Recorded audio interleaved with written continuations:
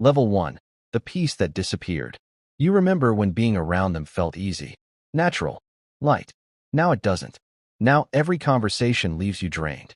Every phone call ends with a weight on your chest you can't explain. You sit in your car after seeing them and just stare. You're not angry. You're not sad.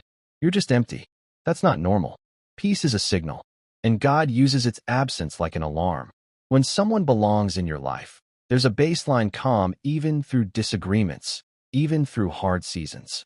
But when that calm is gone and it doesn't come back, pay attention. You've started dreading their name on your screen. You've started editing yourself around them, shrinking, choosing your words like you're walking through a minefield. You used to be free with them. Now you're careful. That's level 1. The quiet shift. Most people ignore it. They call it stress. They call it a rough patch. They explain it away. But deep down you already know. The peace left before they did. Level 2. The constant conflict. Every single thing is a fight. Not big dramatic blow-ups. Not always. Sometimes it's the small stuff. The tone of a text. A look they gave you. A comment that didn't land right. And suddenly you're in another argument you didn't start and can't finish. You've apologized for things that weren't your fault. More than once. You've bent. You've adjusted. You've tried to find the middle ground. But somehow you always end up on the losing side of it. Here's what most people don't understand about conflict. Friction between two people isn't always about what's on the surface. Sometimes God uses incompatibility as a tool. He lets the friction build so you finally get uncomfortable enough to move. Because comfort keeps you stuck. You've been in this cycle with them for months. Maybe years. Same argument, different day. Same wound, reopened. Same apology that changes nothing. You're not growing together. You're grinding against each other. And something or someone is using that grinding to get your attention. The question isn't why it keeps happening. The question is, why are you still surprised? Level 3.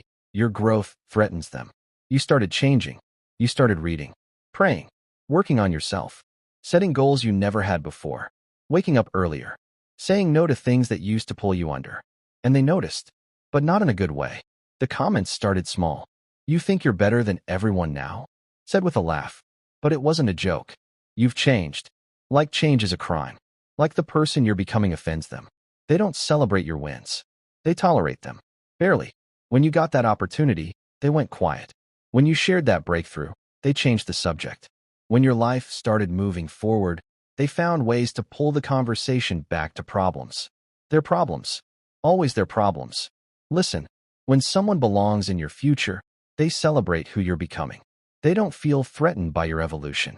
They don't need you to stay small so they can feel comfortable. But when God is removing someone, your growth exposes them. It reveals the misalignment.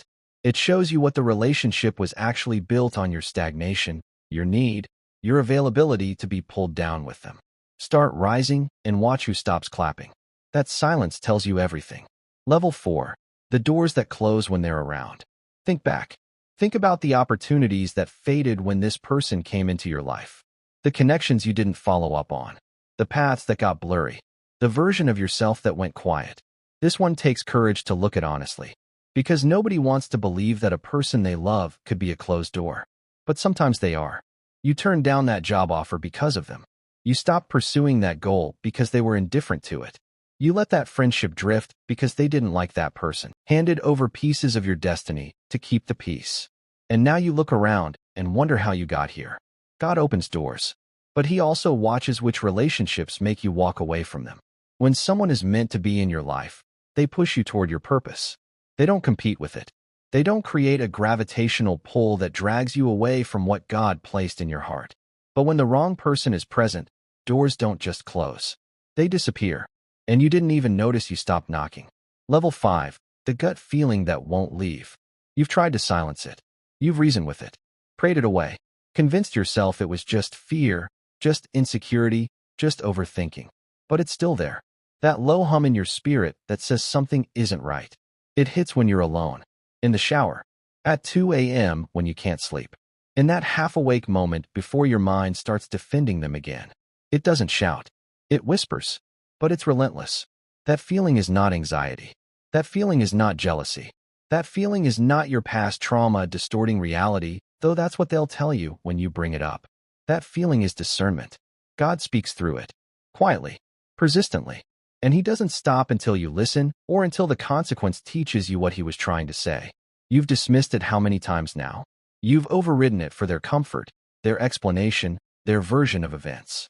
You've chosen their words over your gut. Every single time. And every single time, the thing you felt turned out to be true. You already know what your spirit is telling you.